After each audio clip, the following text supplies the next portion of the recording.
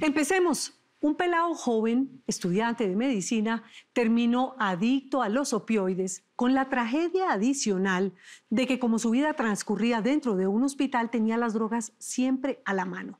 Los opioides lo agarran a uno del cuello y empieza a apretar como una víbora hambrienta hasta que la compulsión y el deseo insaciable de consumir sin parar termine casi siempre en sobredosis. Es que solo hay dos caminos, o la rehabilitación o la muerte. Dos médicos y un relato, ojalá como antídoto a ese oscuro mundo de las adicciones. Empiezo más o menos hacia la mitad de la carrera a probar estas sustancias. Me sentía completamente feliz, mejor dicho, nada me podía pasar, nadie me podía decir nada. Anestesió todos los dolores emocionales y físicos que tuviera en el momento. Y entonces la adicción, como una víbora insaciable, empieza a ahorcar y de una forma tan violenta que la persona pierde por completo el control, como este joven médico que tocó fondo y casi lo pierde todo. Empecé con una, dos, y ya al final, pasados un tiempo, me estaba tomando 10 al día, 10 en la mañana, 10 en la tarde, 10 en la noche, y con ganas de más, o sea, la obsesión no paraba. Me tomaba a las 30 o las 10 de la noche, y ya estaba pensando en cómo conseguir las siguientes 10. Le vamos a decir José, tiene 30 años, su rostro será un misterio para que nadie lo pueda identificar porque aunque ya está limpio y no consume, sigue su proceso de recuperación y quiere sobre todo regresar a la vida. 10 años, pero pues lo que puedo decir es que se puede salir. No es fácil, pero no es imposible. En sus ojos se le ve el sufrimiento y también la intención firme de vivir limpio un día a la vez. Yo creo que todo empieza desde muy pequeño. La raíz o el fundamento de toda adicción pues es la dificultad para manejar, digamos, las emociones. Quizás la forma de la crianza, quizás la forma en que nos dicen cómo sentirnos, influye mucho en cómo uno más adelante va a manejar todas las frustraciones que tiene. Por ejemplo, cuando una persona tiene la tusa o le termina la novia, entonces la costumbre es tome trago. Crecemos con ese pensamiento de que la única salida para confrontar lo que uno siente es con alguna sustancia, con alguna ayuda. Empecé a tomar trago. Es que sabe que será un adicto hasta el último día, porque esta es una enfermedad incurable que empieza lenta, silenciosa y muy engañosamente. Fue como la forma en que encontré, por una parte, sí, digamos, el sanar el dolor emocional, pero también empecé también a encontrar como cierta aceptación de los demás con el trago, como, uy, usted borracho es muy chistoso, usted borracho baila, canta, no sé qué.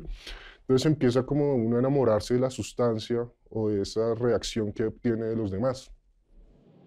Y en el caso de José, la muleta que usó para apoyarse en los problemas de todos los días, los grandes y los chiquitos, fue el trago, primero, pero luego vino todo lo demás. ¿Con qué empezó? Trago, después marihuana, ácidos, cocaína. ¿Y usted creía que tenía eso controlado, que no era un adicto a ninguna? Sí, claro, yo me creía el cuento de que yo soy funcional porque yo consumo, pero pues estoy estudiando, me baño, no estoy por allá en la calle, no estoy robando.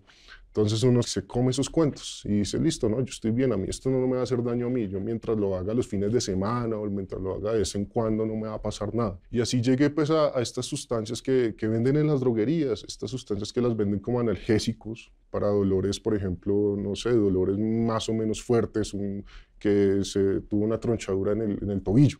Y esa víbora de la adicción se puso cada día más hambrienta y él cada vez más entregado. José se enganchó sin remedio a los remedios, solo pensaba en conseguir pastillas.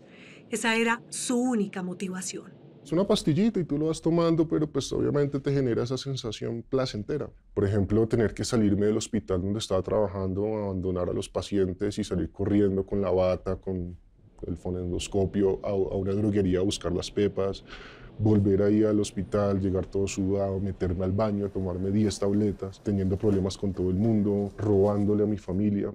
Son momentos que uno dice, bueno, esto ya se está volviendo ingobernable.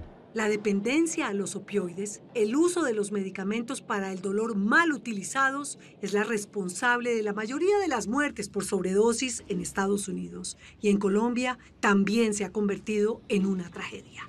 Yo no cuidaba de nadie, no cuidaba de mí. Si la gente se complicaba, pues realmente a mí en ese estado, pues a uno no le importa nada. Lo que importa es consumir. La siguiente dosis, obviamente eso te genera problemas para todo, no puedes comer, estás vomitando todo el tiempo, pero estás enamorado de esa sensación y estás dispuesto a hacer lo que sea para conseguir la siguiente, ¿no? Porque no es ilegal. No es ilegal. Es barata. Está siempre a disposición tuya. Mientras tengas la plata, pues lo consigues, como en la calle. José estudiaba medicina y como vivía metido en un hospital, tenía ese pequeño beneficio del acceso a los opioides. Es que ni los pacientes, ni los estudios, ni la novia, ni la familia pudieron competir con la droga. La adicción era más fuerte que todo.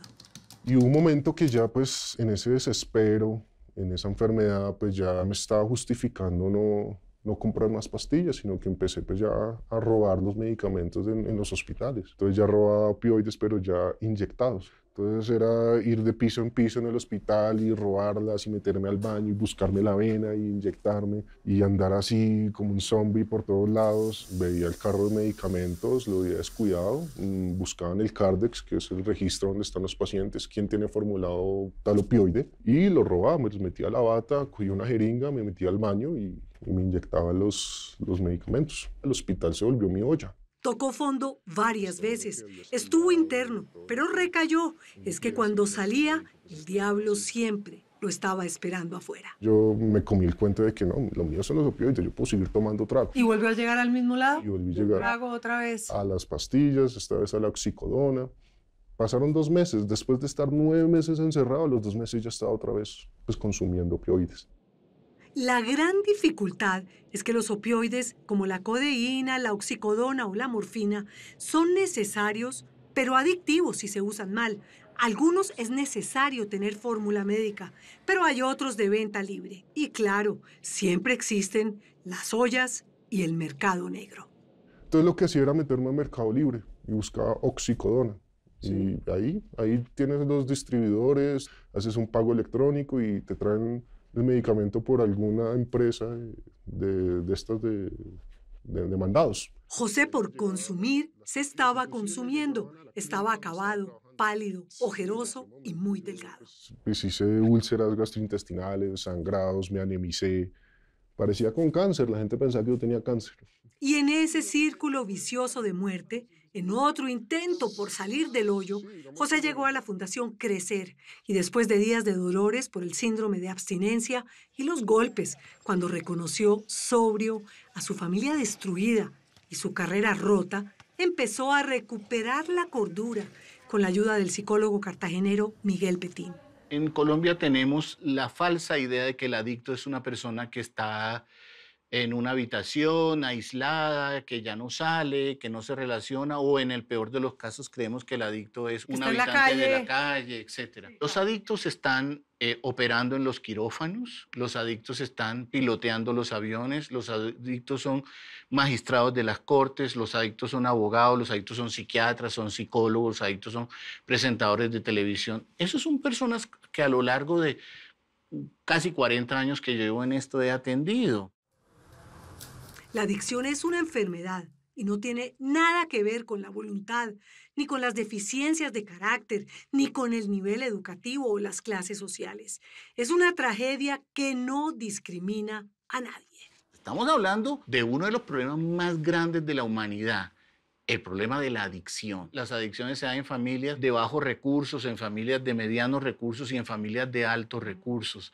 Se dan en hogares donde los padres son separados o donde los padres no son separados. Se dan en hogares donde los padres han tenido un patrón de vida más o menos estable. Y eso es muy importante que lo tengamos en cuenta porque ese ha sido parte del señalamiento equivocado que hay y por el cual las familias ocultaron mucho tiempo a su miembro adicto y evitaron que se les brindara ayuda a tiempo. O sea, no lo llevamos a consulta, no buscamos ayuda porque eso el rechazo social. Claro, y señalaba a la familia como una familia que no fue capaz de educar bien a su hijo.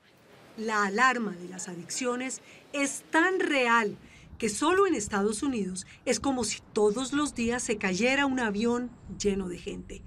Hay que prestarle más atención, sobre todo a los niños y a los adolescentes. Las adicciones son enfermedades pediátricas, siempre lo he sostenido ante los medios, todo, o sea que de inicio en la niñez y en la adolescencia temprana. Por eso es que es importante que los niños y los adolescentes no consuman.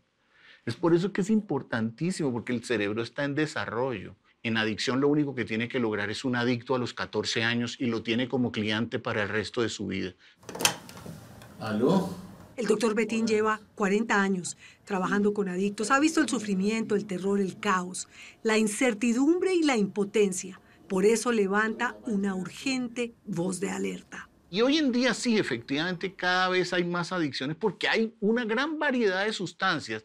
A las personas que nos encargamos de estos nos causa un poquito de hilaridad ver cómo los no entendidos en la adicción hablan de las drogas y de lo que hay que hacer con las drogas sin conocer el otro eslabón de la cadena. Y el otro eslabón de la cadena, que es el de la adicción, es el más importante para legislar sobre adicciones. ¿Pero se refiere como, por ejemplo, a qué? Cuando se habla de la legalización. A la legalización habrá que llegar.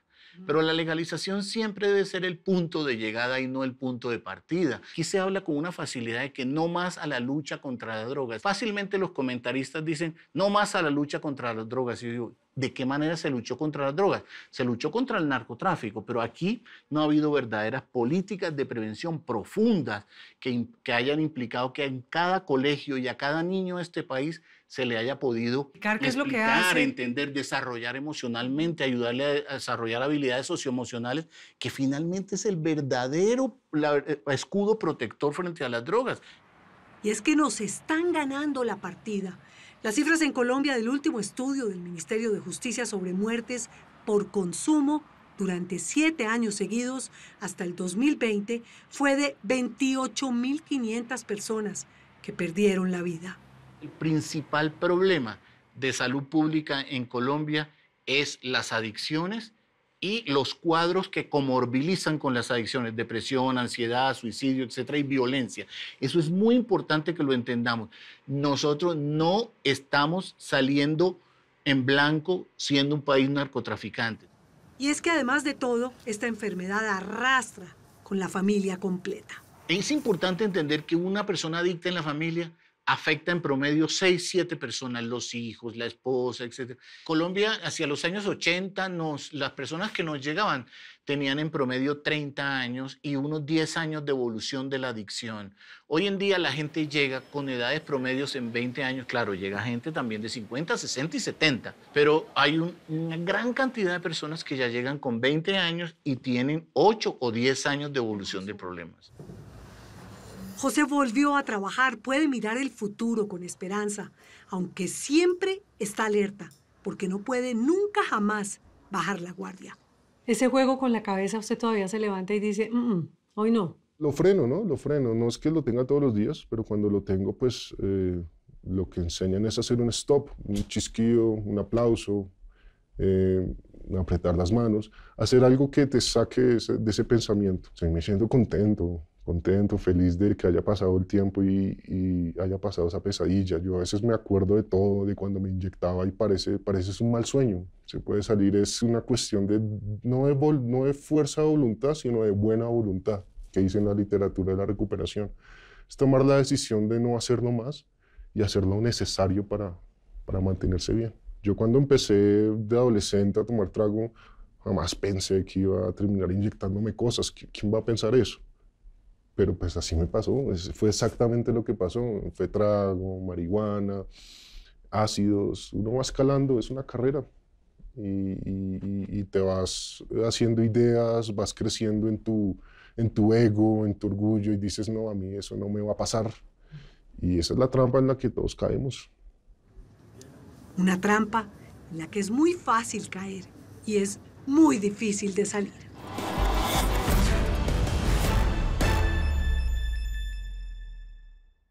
Como en las adicciones, solo hay 2 caminos, la recuperación y la muerte, y no hay término medio del sufrimiento silencioso, del terror y del caos. Sí se puede salir. Lo más importante y el primer paso es pedir ayuda.